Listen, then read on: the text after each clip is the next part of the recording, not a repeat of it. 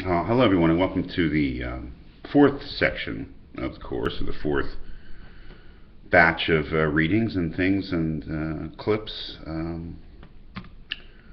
I don't know if I have much to say about these things, except that I'm very interested in the way that we portray ourselves dying.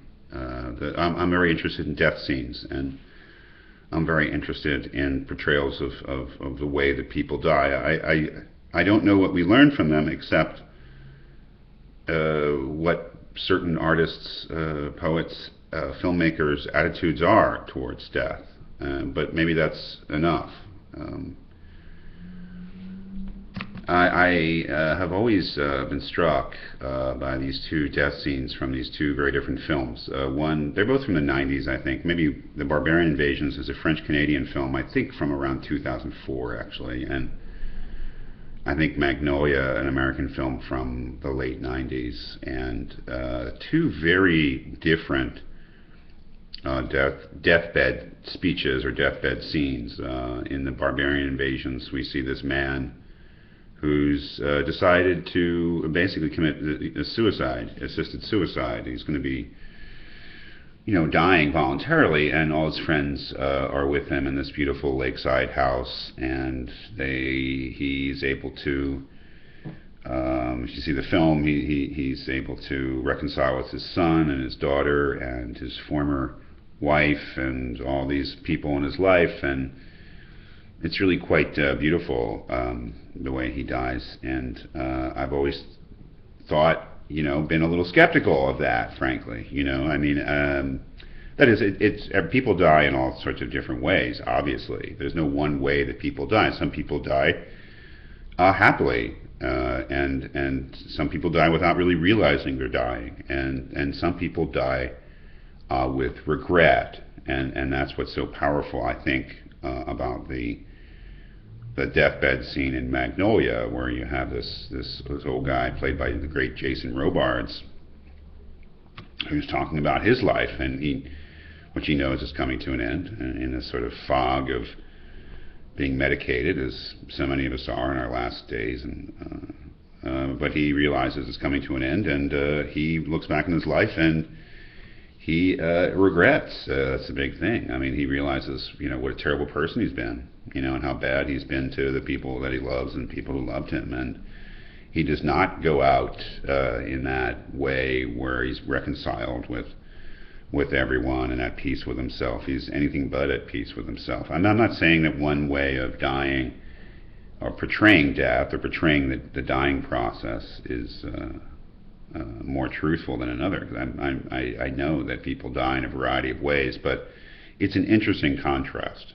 It's an interesting difference between the two filmmakers and how to portray somebody who's dying, almost opposite. And I sort of thought that would be interesting then to look at a couple of poems, a couple of famous poems about dying, about how we face death, or how we die, or how we should die, or how we do die. The first, a very famous poem by Dylan Thomas, "Do Not Go Gentle Into That Good Night," which is really, I think, about his father, and about, in a way, connects up with some of the themes in the Jason Robards death scene from Magnolia, I think,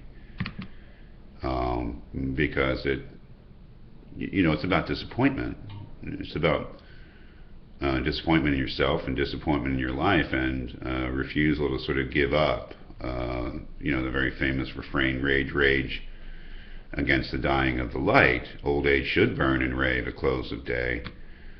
And then describing different, kinds of people, different kinds of men, and how they lived, and how they realized that life itself was a series of disappointments, or was an ultimate disappointment.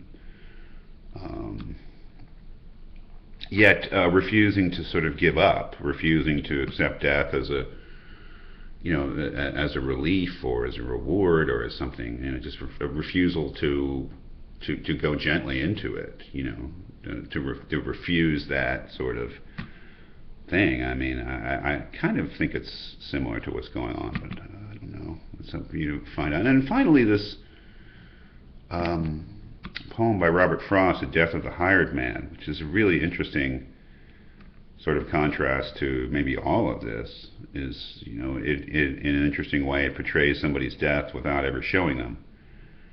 The poem is a conversation between a husband and wife, and they're talking about this guy who they know has worked for them before. It's kind of disappointing guy who shows up in bad shape, and the wife tells the husband that he's there, and they talk about him, and then the husband goes to check on him, and while they've been speaking of him, he's passed away. A very different way, you know, almost as if, you know, where somebody's death occurs off stage and is so quiet and kind of not even a big deal that you know, they don't even notice until afterwards. Another interesting, surprising way of portraying death.